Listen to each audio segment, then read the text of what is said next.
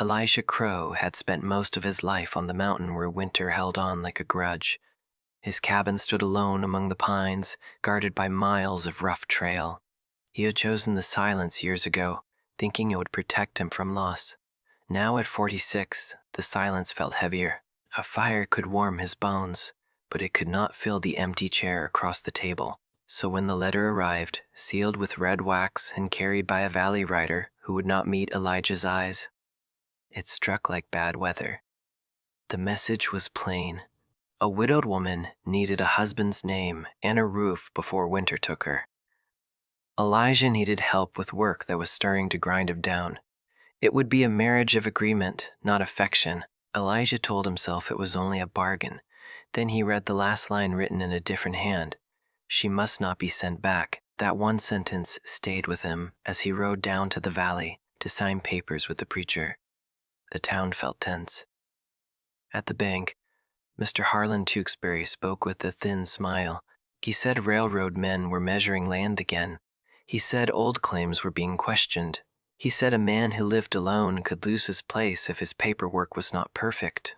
Elijah left without answering, but the warning clung to him. The morning the woman arrived, frost glazed the trail. Elijah stood outside his cabin and promised himself he would not expect warmth from a stranger. A small wagon creaked into view. The driver did not climb down. The woman stepped off with one satchel and a bedroll. She was slight but steady, and her eyes held more resolve than fear. She introduced herself as Evelyn Hart. She said she was grateful for the roof. She said she would earn her keep. She said she was not asking for love. Elijah led her inside. The cabin was plain, built for survival, not comfort. He pointed to the small side room and told her it would be hers. He told her the rules: shared work, shared meals, respect. No pretending. Evelyn nodded, then said something that caught him off guard. She said pretending broke people faster than hunger. That first week, she moved through the cabin like someone who had learned to live with hardship. She hauled water, split kindling, and learned his routines without complaint.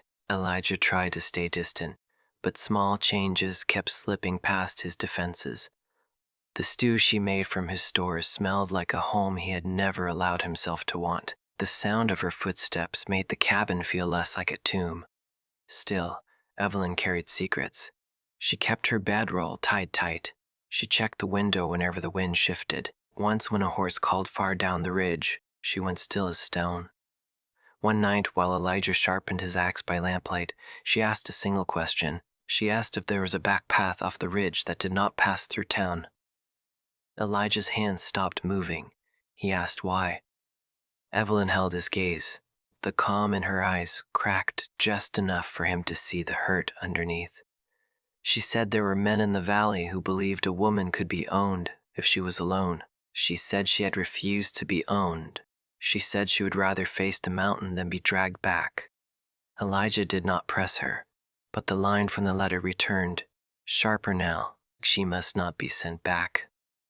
2 days later, a storm pinned them inside. Snow pressed against the door. Wind hammered the logs. Elijah banked the fire and listened the way a man listens when trouble has a sound.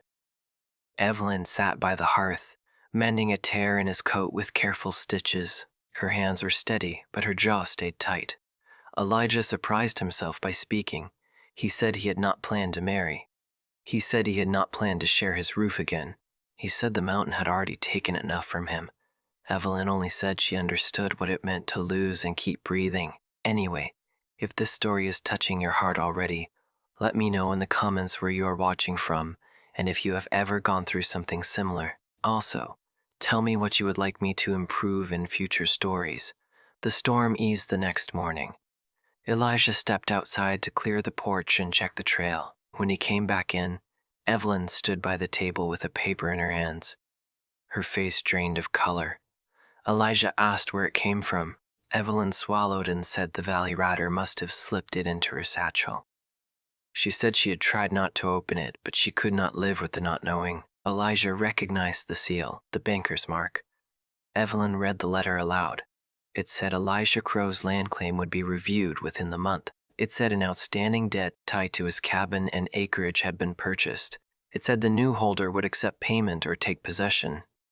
Elijah's stomach tightened. He had signed no debt, not one.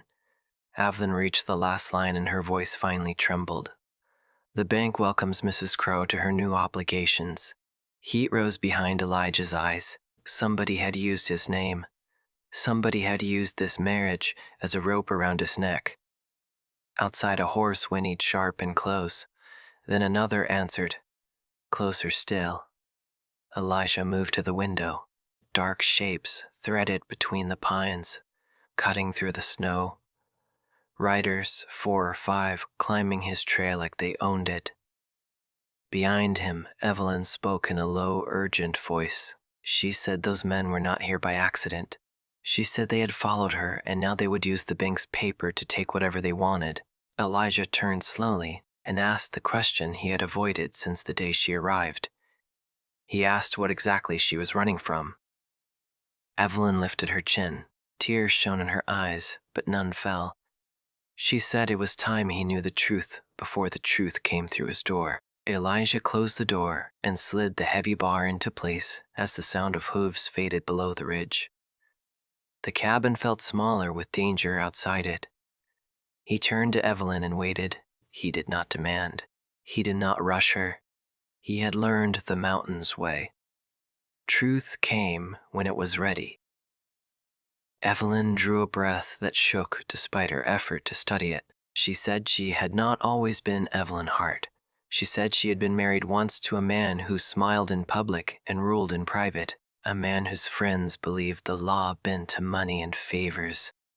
When her husband died, those friends decided she was part of what he left behind. She said they claimed her husband had debts. She said they claimed she owed obedience in place of coin. She said she ran before they could put hands on her. Elijah asked why the bank's seal was on that letter. Evelyn said the men had ties to the Valley Bank. She said paper could be made to say almost anything if the right people were paid. She said the marriage was not meant to trap Elijah, but to protect her. A husband's name closed some doors. It slowed men who hunted easy prey. Elijah felt anger burn clean and hot, not at her, at the idea of men who thought paper and force could steal a life. He asked why she had not told him sooner. Evelyn said fear taught her to speak only when she must. She said trust took time. She said she was sorry. A knock struck the door. Not loud, not polite. A testing sound. Elijah lifted his rifle from the rack and stepped to the side of the door. He called out and asked what they wanted. A man answered with a smooth voice. He said they were agents for the bank. He said they were papers to sign. He said things would be easier if Elijah cooperated. Elijah said nothing. He waited until the man spoke again. The man said the land was already spoken for. He said the debt would be collected. He said the woman inside belonged to unfinished business. Elijah's jaw set. He told the man to leave his land. The answer came back with a laugh. Boots shifted. A horse stamped. Elijah raised the rifle so the barrel showed through the crack in the door. He said he would count to 3. He said he would not miss. Silence stretched. Then the man said they would return with the sheriff and more paper. He said mountains could be patient, but banks were not. The riders turned back down the trail. When the quiet returned, it did not bring peace. It brought resolve. Elijah set the rifle down and faced Evelyn. He said he believed her. He said he would not let men take what was his by lies. He said they needed proof and witnesses before the bank returned with law behind it. Evelyn nodded. She said she had one more secret. She untied her bedroll and pulled a thin packet from its center. Inside were letters and receipts wrapped in oilcloth. She said her husband had hidden money and records, not for kindness, but for leverage. She said she had kept them because they named names that did not want daylight. Elijah read until his eyes ached. He saw dates. He saw payments to the Valley Bank. He saw the same names tied to the letter that threatened his land. It was not enough to clear everything, but it was a start. They worked by lamplight. Elijah found his own claim papers in a cedar box under the floor. He had filed years before, When the valley was smaller and the clerk was honest, he had receipts for timber sold and taxes paid. Together, the stacks began to look like a case. Near dawn, Evelyn said there was one man who could help, an old surveyor who had marked the ridgeline when Elijah first settled. The man lived near the river and had little love for bankers. Elijah said the trail would be watched. Evelyn said she knew another way. They left before sunup, taking the back path that cut through fir and stone. The climb down was hard. Snow softened to slush. Twice they stopped to listen. Once they hid while riders passed below, unaware of the pair moving above them like ghosts. By midday, they reached the river cabin. The surveyor opened the door with suspicion that melted into recognition. He remembered Elijah. He remembered the markers. He remembered the day the bank tried to buy him quiet and failed. He agreed to help. He spread his maps on the table and showed where the ridgeline stood. He said Elijah's claim was solid. He said the bank had no right to it, but help carried a price. The surveyor said the sheriff had already been leaned on. He said paper could still be twisted. He said the safest place for truth was a public hearing in the county seat 2 days right away. Elijah felt the weight of time press down. 2 days was a long road with men watching. On the way back, they saw smoke near the ridge. Too dark, too steady. They ran. The cabin stood scarred. The door hung crooked. The window was shattered. Inside, drawers lay dumped. The cedar box was gone. Elijah's chest went hollow. The claim papers were inside. Evelyn stood still, her face pale but set. She said the men had made their move. She said they would come again to finish it. Elijah checked the tracks. Fresh. Several horses. They had taken the main trail, confident. He made a decision that surprised even him. He said they would not wait. He said they would go to the county seat tonight. He said the mountain had taught him how to move unseen. Evelyn looked at him and placed her hand on his arm. She said she was tired of running. She said she would stand with him in daylight if he asked it. Elijah said daylight would get them killed. He said night would get them heard. They packed fast. Food, water, the maps, the letters. As they stepped into the dark, a shape moved near the trees. A voice called Elijah's name. The banker's man stepped into the firelight, alone, hands open, a smile ready. He said there had been a misunderstanding. He said the papers could be returned for the right signature. Elijah felt the mountain's cold settle in his bones. He knew the shape of traps. Evelyn leaned forward and spoke before he could. They said they were done bargaining. She said the truth would walk into court on its own feet. The man's smile vanished. He lifted a hand behind him. More shapes shifted. Elijah raised his rifle and felt the moment balance on a knife edge. Elijah did not fire. Not yet. He held the rifle steady and counted breaths instead of seconds. The men in the trees were waiting for fear to do the work for them. He would not give them that.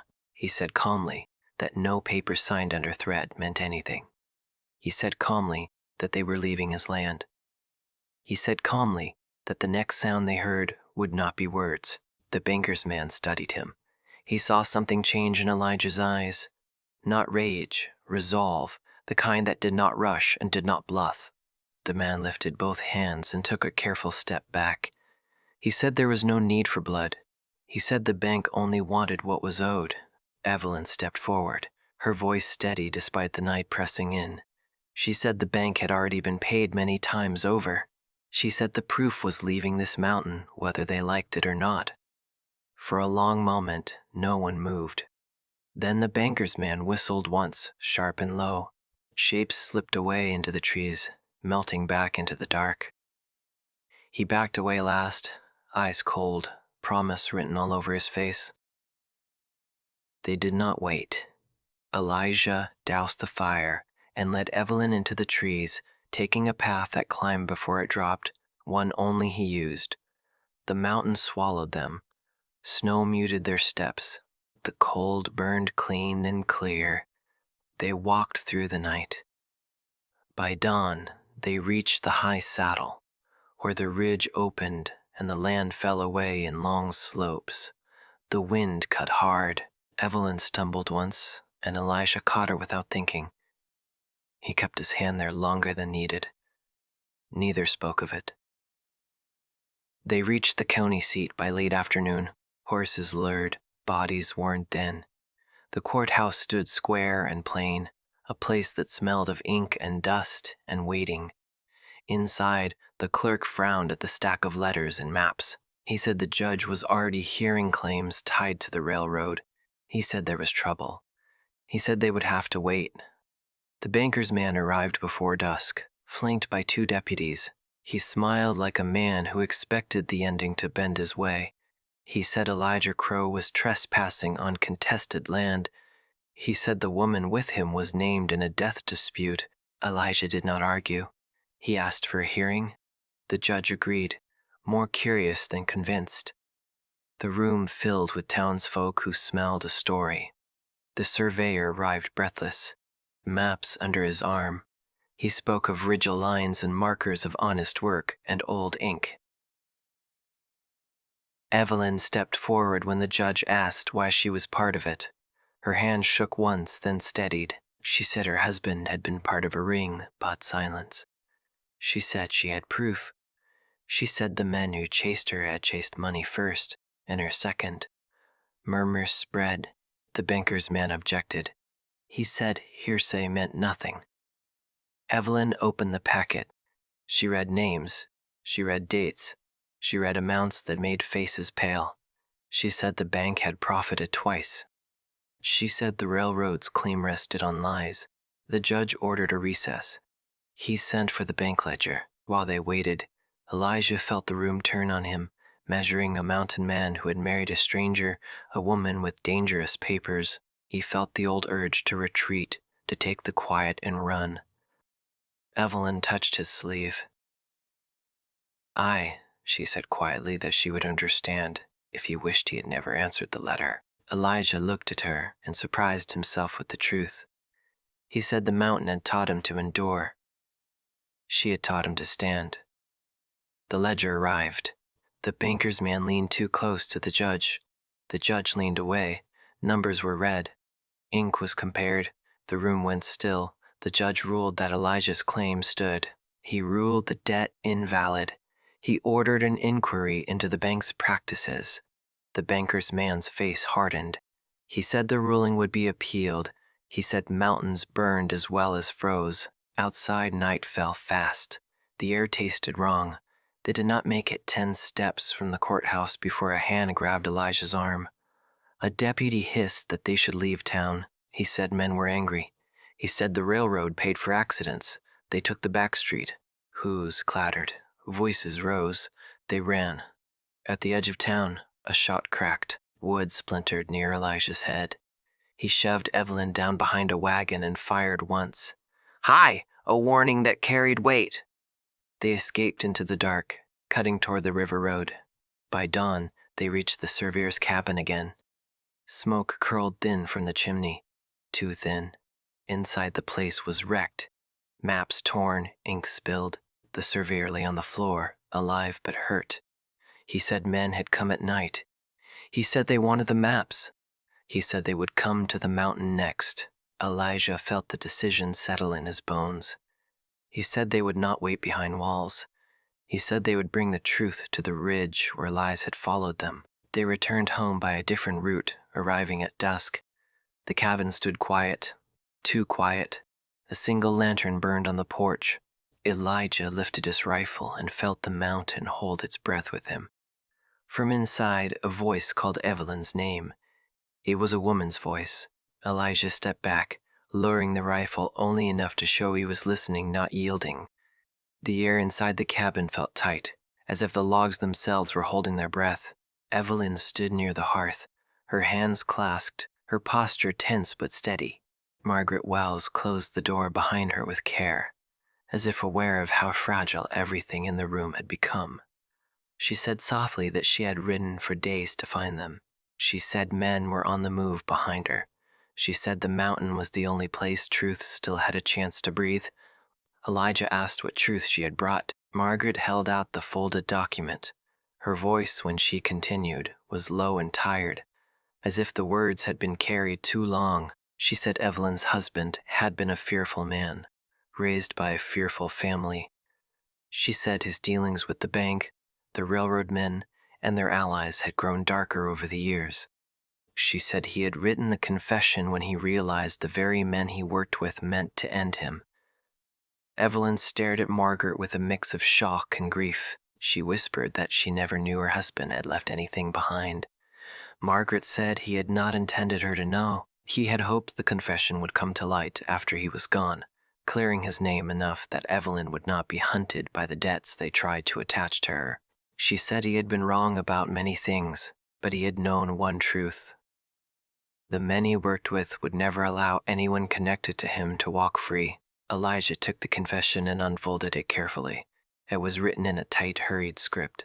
As he read, the room shifted around him. The words told of corruption thick as mud, of false debts created to bind families, of bribes paid to judges, of forged land claims, and of men in the valley who stood to gain fortunes if the railroad crossed the mountain. At the end, one line was darker, pressed into the paper with desperate ink. "They will come for my wife. Protect her if I cannot." Elijah felt Evelyn step closer. He handed her the page silently.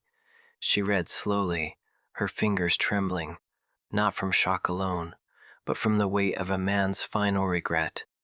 When she finished, she let the paper fall to her side. Tears shone in her eyes but did not fall. She said softly that regret did not undo wounds. She said she did not know whether to mourn or to let the past stay buried. She said the only life she wanted now was the one she was trying to build on this mountain. Margaret nodded with the sadness Elijah recognized too well. She said she did not come to defend her brother. She came because men were riding to finish what he had started without meaning to. Elijah asked how many. Margaret said enough to make the valley sheriff look the other way. She said they were hours behind her. She said they would not leave without either the confession or the land. Evelyn's voice steadied. She asked Margaret if the men knew she had taken the confession. Margaret said one man had seen it. She said he would have followed her if he could. She said if he had reached the others first, they would be coming in force. Elijah breathed in deeply, letting the mountains settle through him. He had prepared for storms, for wolves, for rock slides, for coal that could take a man's breath away. He had never prepared for this, but he did not feel alone. Not anymore. He said they would not hide. He said they would not run. He said they would meet this threat on their land, with truth as their shield. Margaret looked at him with something like gratitude and something like fear. The next hours became a careful dance of preparation. Elijah reinforced the doors and windows. Evelyn gathered the documents, wrapping them in oilcloth and placing them beneath the floorboard. Margaret tended to the fire and warmed water while she explained what she knew of the men who hunted them. They were not reckless. They planned. They coordinated. They believed the law served those with enough money and force.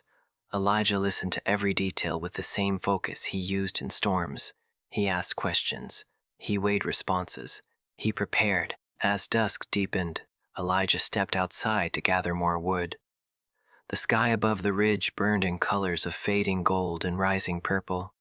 He felt Evelyn beside him before she spoke. She said she was sorry she had brought danger to his home. She said she never meant for his life to be twisted into her past. She said she would leave if it kept him safe. Elijah turned toward her. Her hair stirred in the cold wind, and her steady eyes met his. He said leaving would not save anything. He said the men would still claim the ridge. He said running had never been the answer for either of them. Then he said something he had never planned to say. He said he did not want her to go because the cabin was no longer a place of silence with her in it. Evelyn's breath caught, not with surprise, but with something softer. She reached for his hand, and for once he did not pull away. They stood together as the last light slipped behind the ridge. When night came, it came hard. Hooves cracked the silence. Dogs barked in the distance. Lanterns bobbed between the trees. Margaret stepped beside them, her face drawn tight. She said, "It was time." Elijah told Evelyn and Margaret to stay inside with the documents. He told them he would speak first. He told them he knew these woods better than any men from the valley. He said he was not planning to spill blood, only to stop the men long enough for the judge to receive the confession. Then he stepped out onto the porch with his rifle lowered. The lantern spread out in a half circle. 6 men, the banker's man among them. His smile was thin, like cold leather, stretched too tight. He called out that the mountain was no place for cowards. He called out that Elijah had a choice. He called out that giving them the documents would end the trouble. Elijah said slowly that threats did not change truth. He said the confession existed. He said the judge would have it by morning one way or another. A murmur ran through the group. The banker's man stepped closer, hands spread like a preacher giving benediction. He said the mountain would claim Elijah if he forced them. He said Evelyn was the property of a debt, no matter what lies she told. He said Margaret would join her brother soon if she interfered. Elijah felt every word like a weight piling in his chest. But he did not move back. He did not lift the rifle. He did not let them see fear. He said quietly that the mountain did not belong to them. He said a man earned safety, and they had not earned a thing. He said they were trespassing and would be treated as such. The banker's man nodded to someone in the trees. A shot cracked. Splinters burst from the porch rail near Elijah's hand. He dove aside, rolled, and took cover behind the water trough. More shots followed loud against the cold air. Elijah did not fire back. He aimed high, sending a warning shot into the branches above them. Snow fell in a heavy wave, startling several horses into rearing. Margaret flung open the door and shouted that the confession had been copied. She said loudly that it was already on its way to the judge. The banker's man froze. Evelyn stepped beside Margaret, holding a lantern high. Her voice carried clear and sharp across the clearing. She said the lies were over. She said the money trails were written in ink that could not be washed away. She said every man who stood there would answer for what they had done. The riders hesitated. Some shifted uneasily. One turned his horse half aside as if reconsidering. The banker's men barked in order. But doubt had already crept into the group. They had come expecting fear. They had found certainty. They had expected a mountain man alone. They had found allies and evidence. One rider dismounted and threw his gun into the snow. Another backed away. The banker's man cursed them all and charged forward, reaching for the door as if he could steal the confession by force. Elijah intercepted him. They collided hard, rolling in the snow. Elijah's strength was fueled by something deeper than anger. It was the tied-up years of loneliness, the weight of nearly losing his land, the image of Evelyn standing firm in the porch light. He pinned the man's arm and said he would not let him hurt anyone. The man snarled and said Elijah had already lost. He said the valley would not listen. He said the railroad owned the future. Elijah told him the mountain had its own way of judging men. Behind them, hooves thundered. More riders appeared, the deputies Elijah had spoken to at the county seat. The surveyor rode with them despite his injury, shouting for the men to lay down their weapons. He said the judge had sent orders. He said the hearing had been reopened. He said the bank was under investigation. The banker's man wilted beneath Elijah's grip. One deputy cuffed him. Another cuffed the 2 men who had not fled. The others who had run melted into the trees, leaving only the guilty behind. When the deputies left with their prisoners, the ridge fell silent again. Evelyn stood at the porch, lantern shaking in her hand. When Elijah walked toward her, she met him halfway. She touched his shoulder gently, then firmly, grounding him in a way nothing else ever had. Margaret thanked him softly. She said her brother's last attempt to protect Evelyn had finally meant something. She said she would ride to the judge and testify. She said Evelyn was free now. Evelyn let out a long, trembling breath, not in grief, in release. Later, when the cabin had quieted and Margaret slept by the fire, Elijah and Evelyn stepped outside again. The stars above the ridge were bright, cold, and ancient. The mountains smelled of pine and new snow. Evelyn said she did not know what future he wanted. She said she did not expect promises. She said she only needed honesty. Elijah looked at her, the lantern light softening her features. He said honesty was all he could offer. He said he had built a life alone out of fear. He said he was tired of silence that served no one. He said he wanted her beside him if she wished to stay, not for survival, not for protection, but because he had come to want her presence more than the quiet. Evelyn stepped closer and rested her forehead against his chest. She said she wished to stay. She said the mountain felt like a place where wounds could finally heal. She said she had started to believe in belonging again. When dawn touched the sky, the ridge felt different. Not safer, but honest. Margaret rode toward the valley. The deputy's tracks faded into the woods. Elijah and Evelyn stood on the porch of the cabin that had once been a shelter of solitude and now held the foundation of something new. They did not speak of love. They did not need to. The mountain understood promises made in quiet better than those shouted into storms. Their story did not end with declarations. It ended with a beginning, steady, fragile, and real. And for Elijah Crow, who had once prepared for a cold, heartless marriage, the warmth that now lived in his cabin was something he had not expected. It was something he had earned.